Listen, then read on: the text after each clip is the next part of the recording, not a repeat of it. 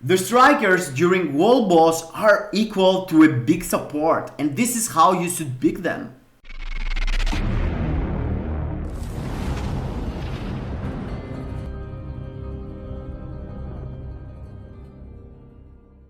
Hello gang, welcome to the channel, and today the video is focused on the world boss strikers. It's the striker, OG strikers. Now we used to say strikers about the tier 4 strikers. You know, when your character has tier 4, you have a skill and you can pick a striker here, set striker.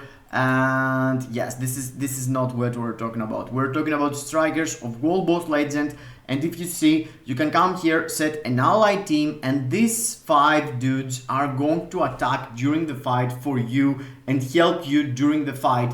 Each one gives you a unique ability that can be stacked multiple times on each time. You can use the striker only one per daily clears, but the point is that you can stack up the buffs, and here we're coming to say which are the best buffs to stack up for which characters. Depending on the character you have, you should pick the specific buff here, etc, etc. And I'm gonna pull out like a tier list, not exactly tier list, but I'm gonna explain you how you should pick the buff here, because there are so many. You need to understand that all your characters can be picked here if they hit actually the requirements of the stage.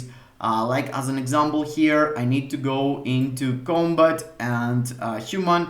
On the requirements, you can see here, if I move my face, it says requirements and you need to have combat and human. So you can see here, all the strikers are combat and human.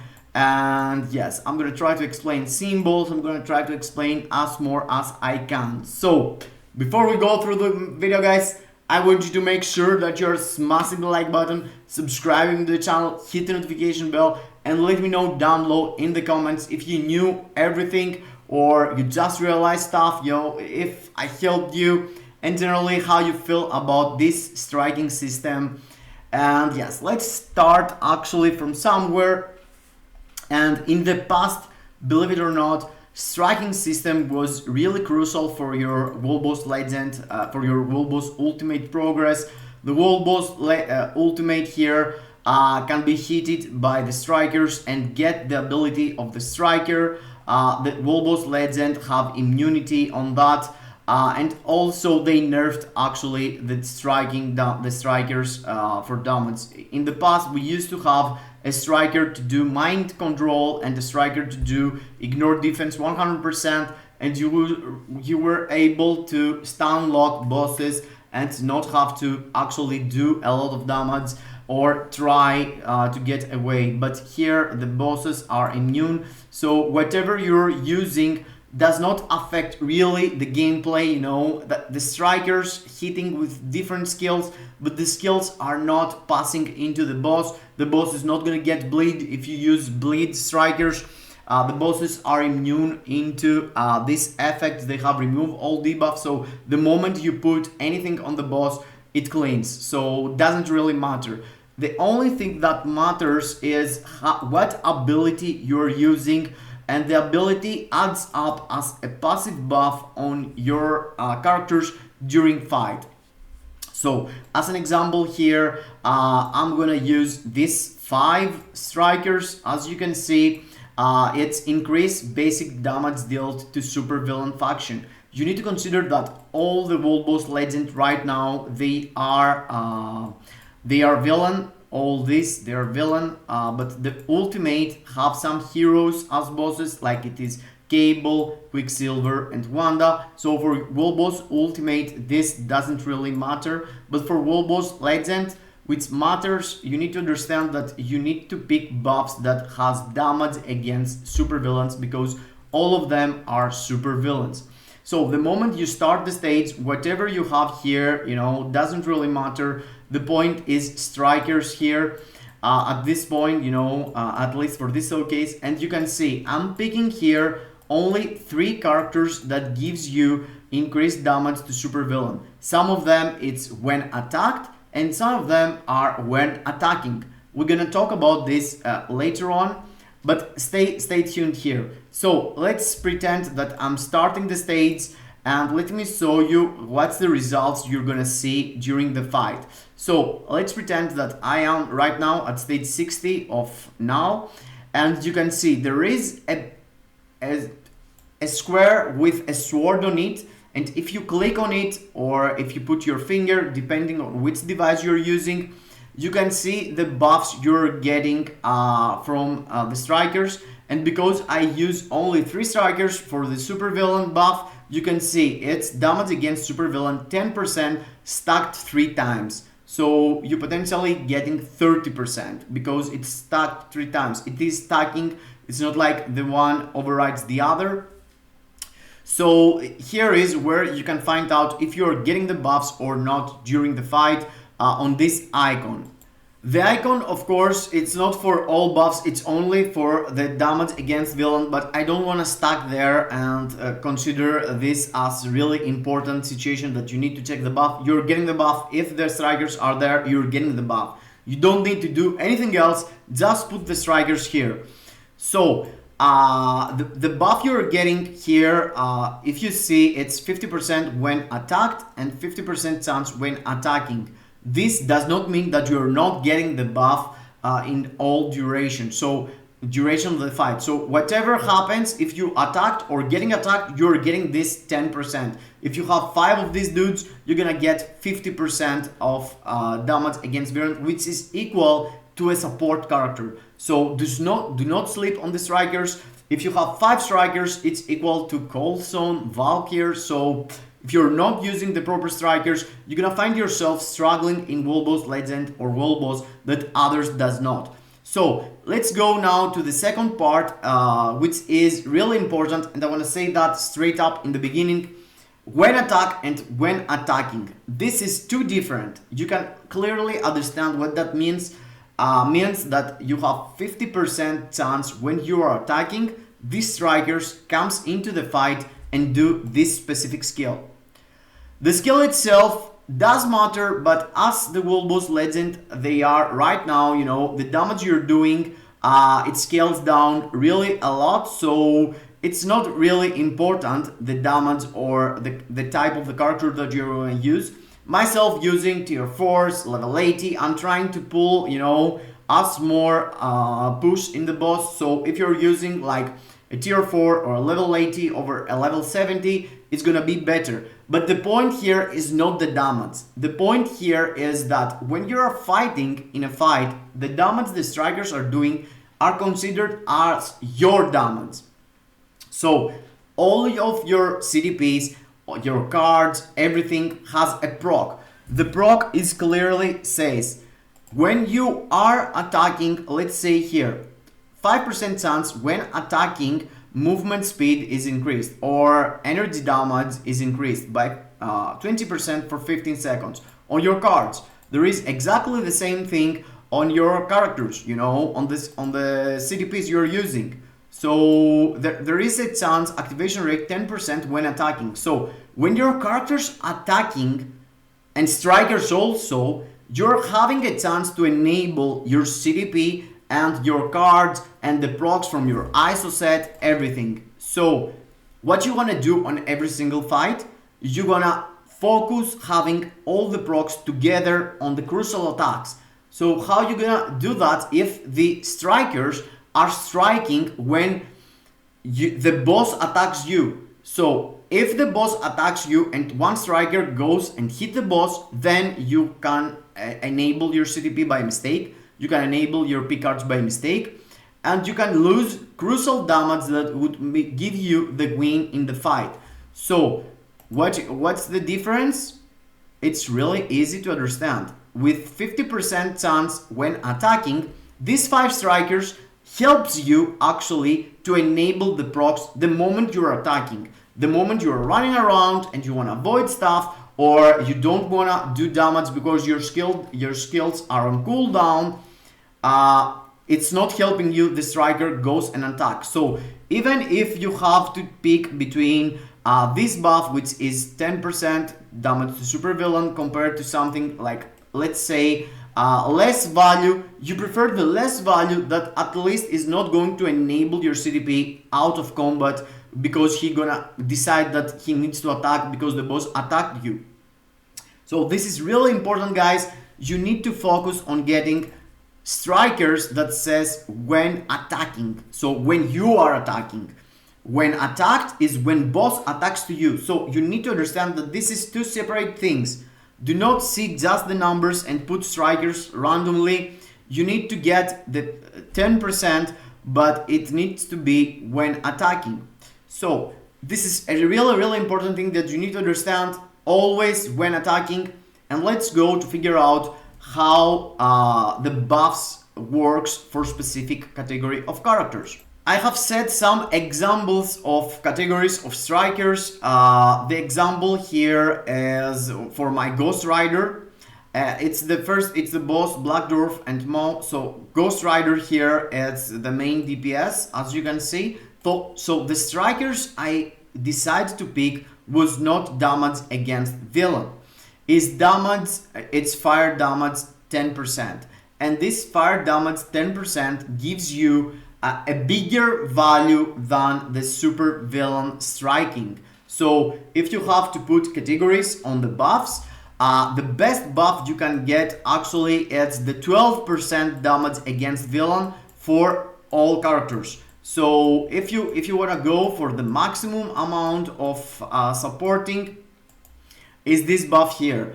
As you can see, it's increased basic damage against supervillain by 12%. This is the highest value buff you can get for all characters.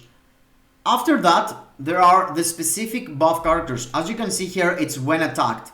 So you need the when attacking version. Exists some of them, but I can't actually figure out. Yeah. Most of them are actually all of them and when attacked. So that's why you don't want to use this over the 10%. But as an amount, this is the biggest.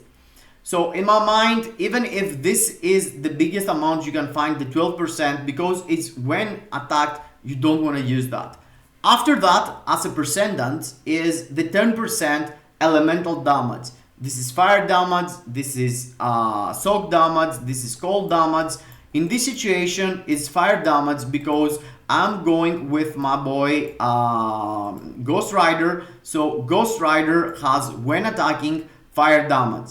If I would use here the fire resist, or some characters like Ghost Rider, if you use with him Ghost Rider Robbie Reyes, he can get get value from his resist. So this is something stacking up, and the resist could give you some extra elemental damage through the artifact of Robbie Reyes. But in this situation, because you can't use Robbie Reyes here, you're not getting the maximum advantage of these strikers. Here you just get the 10% fire damage. But 1% fire damage equals to 0.9 damage against supervillain or something. So you prefer first having buff on your elemental damage, if this is soak, gold, fire, or whatever, or poison, or mind.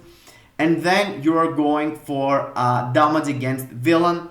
And then you are going for energy attack or physical attack. So in this situation here, there is one striker that gives you the maximum amount of fire damage that you can find into the game, and this is Mephisto. Mephisto is the only character that gives you 18% fire damage. So you're gonna pick him when you're using Ghost Rider or where you're using your Jean Grey. As an example now with the two good characters for fire damage.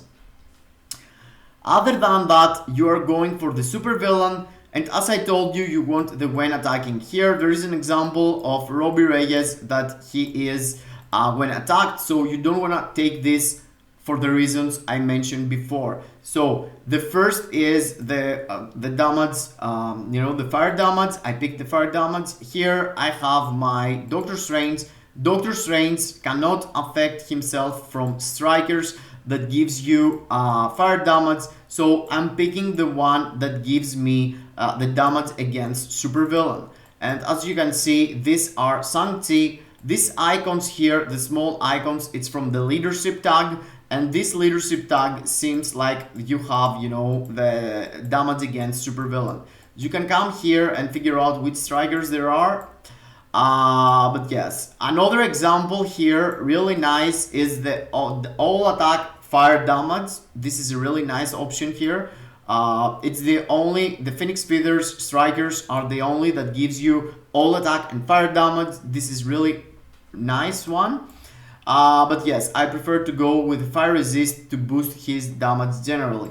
There is an example of Thor. Thor can get through his artifact extra damage because of the lightning resist. So with your Thor, you can boost him through the strikers easy peasy. You can see here there is the damage, the decreased damage that doesn't really matter, you know. And another really good buff is ignore dodge. Ignore dodge helps you if you're using a level 60, a level 70 actually for World Boss Legend, because World Boss Legend, all of them are like level 80 or more than level 70. So you're ending up doing a lot of time dodge. So you prefer using when attacking ignore dodge 20% to help you go through World Boss Legend if you're struggling to hit them and you do yourself a lot of dodge. Basic defense does not matter. And let me find critical rate or critical damage. It's something you should be capped from other things and not inside the striking, but they can help you to cap if you're struggling. Energy attack is worse than damage against supervillain. And this is really simple to understand because energy attack is the power your character has. Damage against villain, it's the output that goes through your attack against the enemy's defenses. So if the boss, let's say, has 1000 defense and you have 1200 attack, you're gonna let the 200 attack pass through boss's defenses. The 200 is gonna get an extra 10% because of the damage against supervillain. In the previous case, if you get an extra energy attack, you know, you're gonna boost yourself in the starting percentage of 1200 damage against the 1000 defense, and as a percentage is gonna be less than a flat 10% in the end of the outcome. So energy attack is a buff you get before you fight the enemy, but damage against is a buff you get after you fight the enemy, and after the total damage happens, then you get an extra 10%. That's how I'm understanding, by the way, and most people actually. And I feel like this is the right way because there is no explanation anywhere, you know. You're testing, and after you're figuring out what's going on. Here is the example I was telling you. Thor can get advantage of his resist, so this is really busted for Thor. And then there is a big amount of characters giving damage against supervillain like this, and most of them are leaders, have the leadership tag, or they have some others. Actually, it's only the leadership tag characters. Yeah, it's only the leadership tag characters. And this is equal to all the other, you know, the fire damage characters that have the fire tag, gives you the fire damage. The lightning damage characters that have the thunder or whatever it's called. I think it's called, let me check Thor actually. He has it. And it's, yeah, soak. The soak tag characters gives you the lightning damage.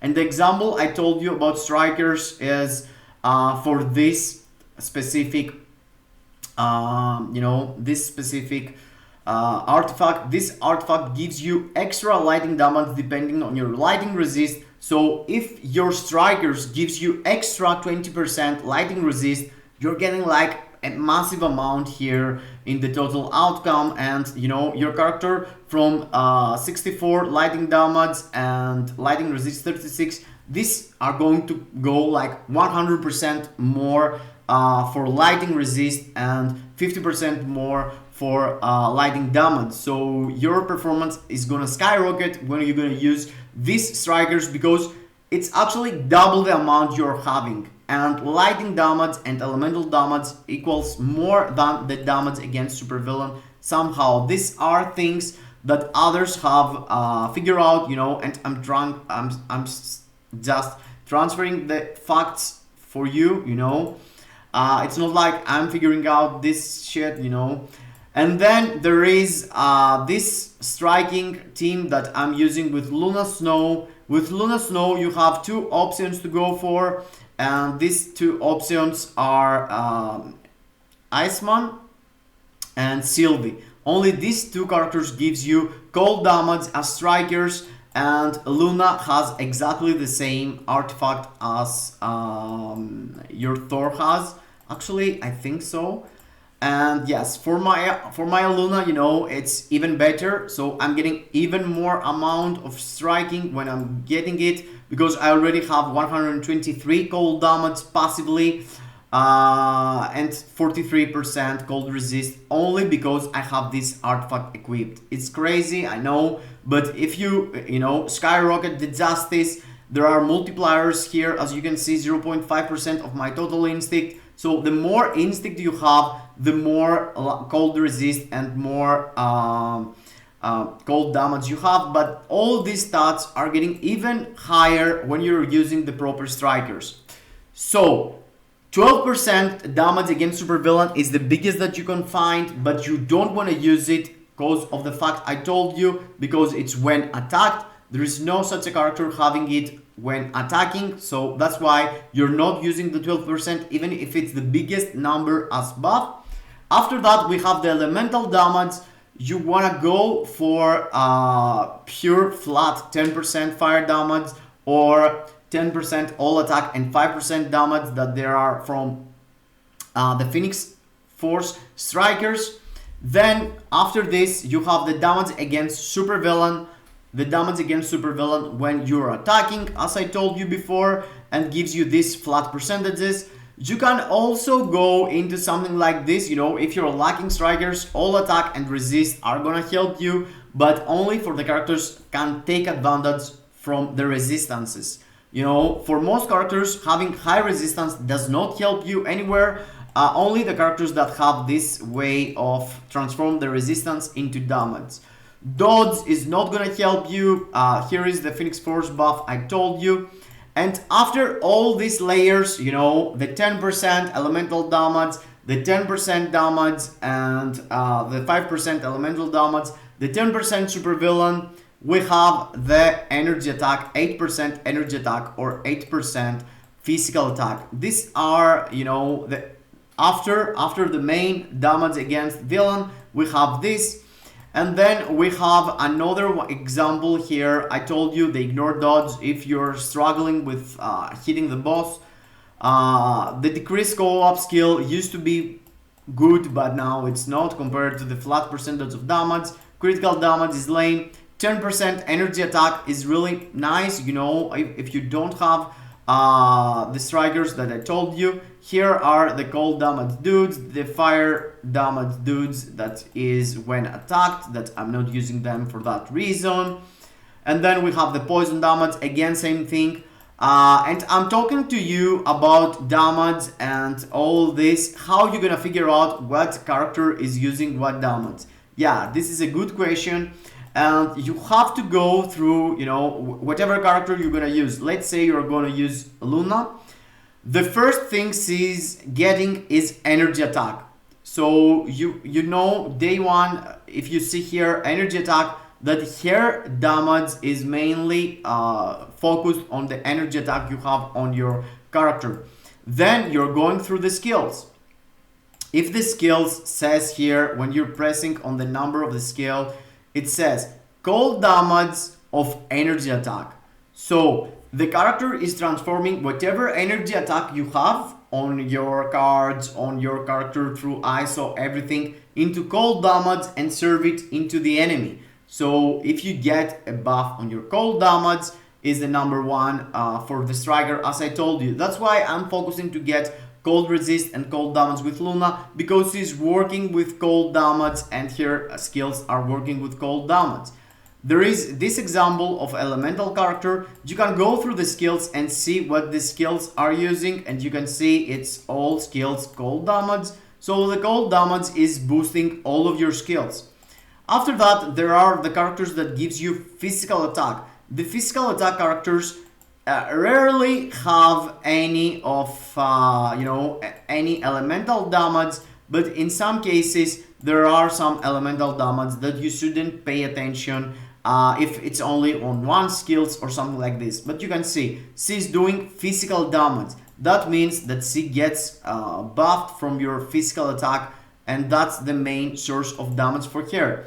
But then you can figure out that there are characters having physical attack and also being elemental. You can see lightning damage here, lightning damage here, lightning damage here, even if he is physical attack. So the first layer you need to pay attention is the character physical attack or energy attack, and then you can set strikers that it's for physical attack damage or energy attack. If you don't have any of the characters that do damage against supervillain, so you're going through this to check out the character. Then if the character has this symbol here, says energy attack, and you can see he's doing a lightning damage of your physical attack. So the more physical attack you do, he do a skill transform your physical attack into lightning attack. So the more lightning damage you're gonna produce with your Miles Morales, the more you're gonna hit on the target. So this is how you're gonna figure out which strikers are good or not for each of your characters. This is the 5 preset I have right now fighting the new world boss. But yes, pretty much you can swap in or swap out anyone. The character need to be at least tier 2, tier 3, awaken, or tier 4. You cannot use tier 1 characters. You can use tier 1 characters only for world boss ultimate. But I suggest you to use the higher damage characters you have, because the strikers actually hit with you. So when you're enabling the character, you do a small percentage as damage too. So yeah, that was it. I hope I helped you decide what you're gonna do with your strikers, which strikers you're gonna go and build. And this thing I'm telling you right now is fact for all characters in the game. The only character that has different way of thinking is Hulk, and this is because Hulk does not get advantage from physical attack on energy attack, but he's getting against supervillain, or HP. So they're not striker giving you HP, so damage against supervillain, it's the only that you can actually take advantage through him. So yeah, that was it. I hope I helped you. I hope you just learned something. See you into the next. Hope you enjoyed. See you into the next, guys. Kisses in your faces.